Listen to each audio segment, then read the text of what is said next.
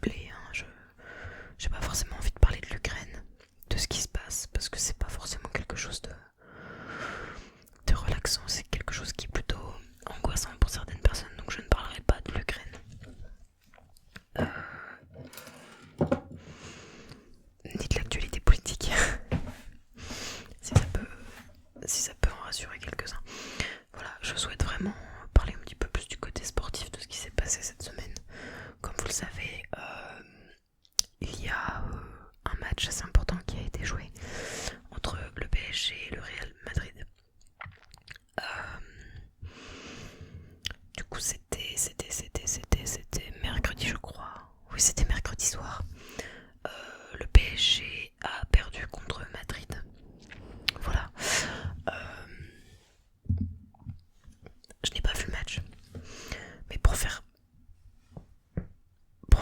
court, le PSG en fait a mené 1-0 à la mi-temps, il me semble. Et à partir de la 68e minute, le gardien parisien fait une erreur. Et Benzema parvient à lui prendre la balle à égaliser. Et ensuite Benzema encore enchaîne 2 autres buts d'intervalle. Donc voilà, c'est un résultat assez surprenant parce que je pense que les Parisiens et nous-mêmes, nous les Français, étions un petit peu peut-être optimistes face à ce match. Voilà, je voulais juste revenir un petit peu là-dessus. Ça a créé quelques tensions en ce moment au sein du PSG. J'ai vu hier une actu qui disait que je crois que c'est les supporters ultras de Paris du PSG qui demandaient au président, au propriétaire en fait du PSG de vendre le club, de partir tout simplement parce que en fait il voit bien que le club a recruté des stars, qu'il investit de l'argent dans des grosses têtes en fait, dans des gros noms entre guillemets, et les victoires ne sont pas au résultat. Surtout que précédemment en Ligue 1, Paris avait perdu 1-0 le samedi soir contre Nice par un but d'Andy Delors. Je fais une petite parenthèse. Andy Delors, c'est un mec qui a joué à Tours au TFC. Donc voilà, je suis très contente en tout cas qu'il ait gagné contre le PSG avec son équipe et aussi qu'il ait marqué parce que c'est lui qui met le but. Voilà, ce mec il est hyper sympa, donc voilà, je pense que c'est une victoire méritée. Voilà, donc ça fait un petit peu beaucoup pour les Parisiens.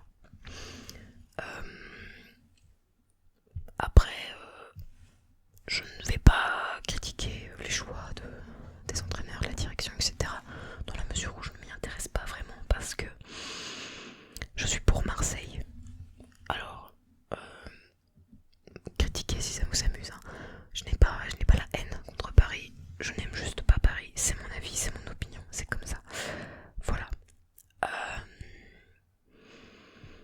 J'ai toujours été fan de l'OM. Voilà. Et du coup, bien évidemment, j'ai regardé le match jeudi soir de Marseille. C'était un très beau match, mais je suis quand même déçue parce que malgré toutes les occasions que Under, que Milik, que Payet même, Valentin Rongier aussi se sont créés, et ben ils ont pas réussi en fait à mettre un but. Si vous voulez, Marseille ouvre le score sur un penalty. Penalty qui peut être discuté. C'est une décision de l'arbitre assez discutable du coup. Parce que si vous laissez sur un corner, et ben Guendouzi récupère la balle qui est expulsée du camp du but en fait. Et il plonge dessus en mettant la tête, sauf qu'au même moment il y a un joueur suisse du FC Bâle, pardon, je vais pas arriver à parler, qui lève le pied assez haut pour récupérer cette balle. Est-ce que Guendouzi a profité de cette situation pour obtenir quelque chose? Voilà. Ça reste du sport, ça reste du foot, hein, bien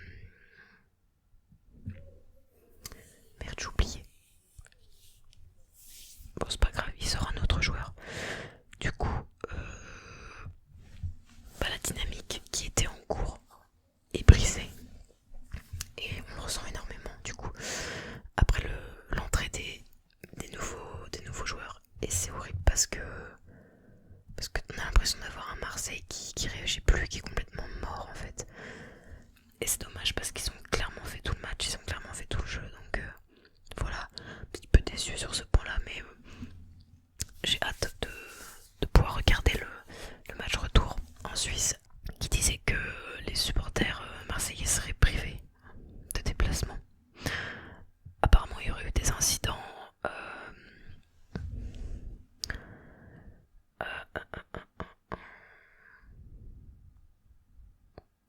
Alors, il y aurait 2 policiers blessés. Jeudi soir, 2 supporters marseillais ont été interpellés et 2 policiers légèrement blessés après quelques affrontements entre ultras des 2 camps, quand les Suisses sont sortis du métro devant le Vélodrome. Oh, ça c'est un peu con, parce que honnêtement, plusieurs dizaines de fumigènes ont été allumés.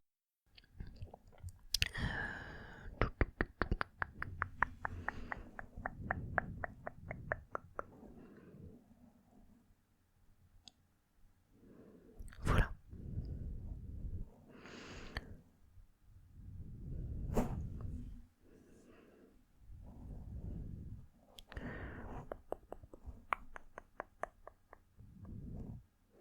Alors, c'est la Ligue Europa Conférence, c'est une nouvelle coupe qui est apparue cette saison. Du coup, je disais que c'était une nouvelle coupe qui était apparue cette saison. Et si vous voulez, il n'y a pas la règle des buts à l'extérieur. Ce qui fait, c'est que c'est pas comment. Je crois que c'est en Ligue des Champions. Il me semble que c'est en Ligue des Champions que c'est ça. Je vous avoue que j'ai du mal un peu à suivre. Voilà. Donc, heureusement qu'il n'y a plus cette règle, parce qu'il n'y a pas cette règle dans cette coupe. Parce que clairement, là, l'OM, ça aurait été chaud de dominer tout le match, d'avoir je ne sais combien d'occasions, et au final de repartir avec une égalité, peut-être même un désavantage. Voilà. Donc clairement,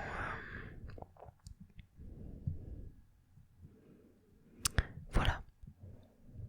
C'est dommage que Marseille aille en Suisse avec un si petit avantage, vraiment. Je suis dégoûté pour ça, mais honnêtement, tu vois que le jeu est fluide, que l'équipe s'entend extrêmement bien,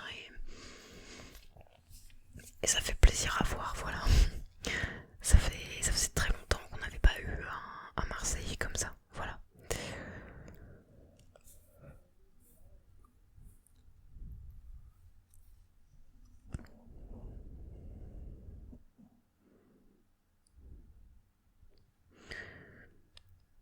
Toujours dans le foot, peut-être que vous avez entendu ça récemment. Alors oui, c'est en lien avec la guerre d'Ukraine, pardon, entre l'Ukraine et la Russie. En fait, le coach de Chelsea, enfin le propriétaire, pardon, du club de Chelsea est russe, et du coup, apparemment, tout ce qui est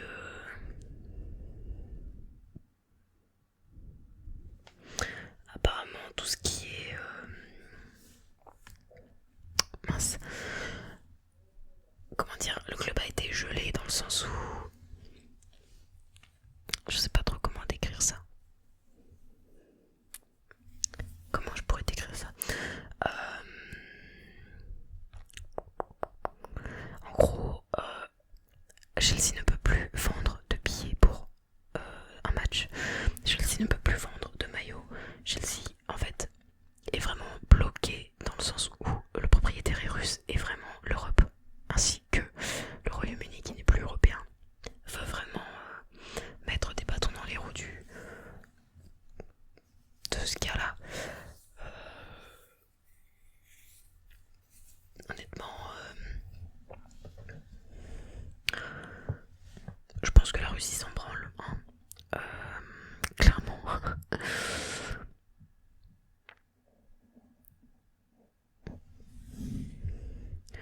Voilà.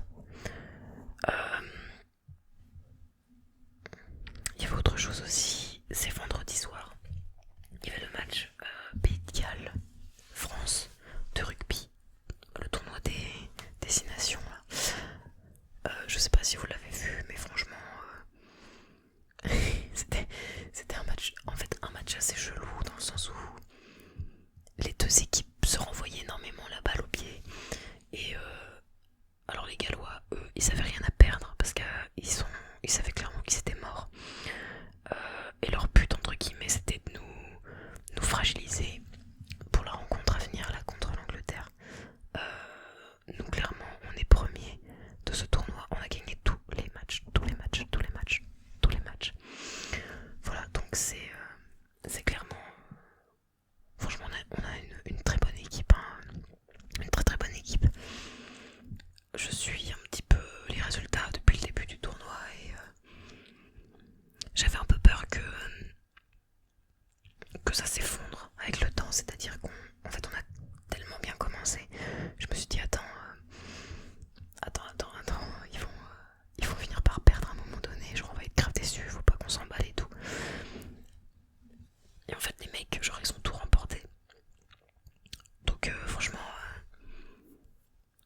c'est une très belle surprise et j'y connais pas grand chose au rugby, je regarde pas assez pour comprendre les règles et je me suis pas intéressée vraiment non plus. Enfin j'ai du mal à comprendre les règles, tu vois, c'est comme les gens qui comprennent pas les règles du hors-jeu au foot. Bah c'est moi, mais avec le rugby. Et du coup voilà, donc je vous partager ça, je trouve ça trop bien d'avoir évolué comme ça et là on est premier du tournoi Destination. Je sais pas quand est-ce qu'il est le prochain match. Attendez que je retrouve l'article.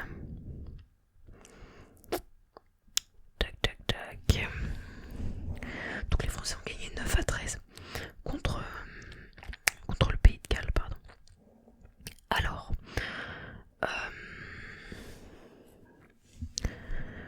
tac.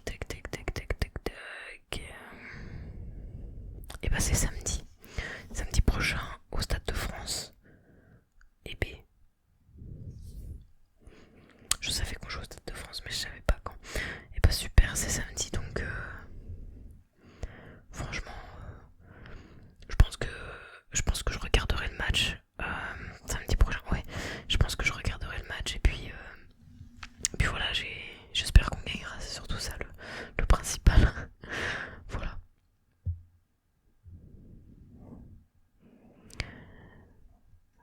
Et puis n'hésitez pas à vous renseigner sur les Jeux paralympiques en ce moment qui se jouent.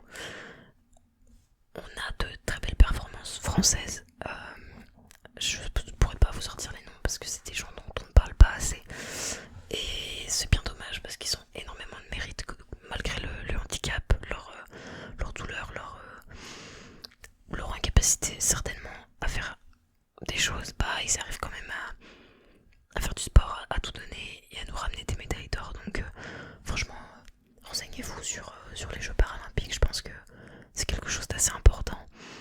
Et on fait pas assez valoir tout ceci. Et voilà, si jamais vous connaissez des gens qui ont des handicaps et qui font du sport, ou qui essayent de se battre d'une quelconque manière contre leur maladie, leurs difficultés, etc. Bah, franchement, envoyez-leur du soutien, encouragez-les, surtout félicitez-les, parce que c'est pas facile tous les jours d'être sportif de haut niveau déjà pour commencer, même d'être sportif, parfois c'est pas facile tous les jours. Mais en plus quand tu dois te battre avec une maladie et que ta maladie ne te rend pas la vie simple, pas clairement, moi ces gens-là je leur tire mon chapeau, je les respecte. Voilà. Donc s'il y en a qui regardent, franchement bah je vous le dis en direct, grand respect. Et si jamais vous connaissez des gens qui sont dans cette situation, bah écoutez, témoignez-leur le plus grand respect également. Voilà, sauf si vous les respectez pas, mais je trouve ça un peu chelou. Bref, c'était une petite partie humanitaire. Voilà. On se retrouve mercredi pour une prochaine vidéo. N'hésite pas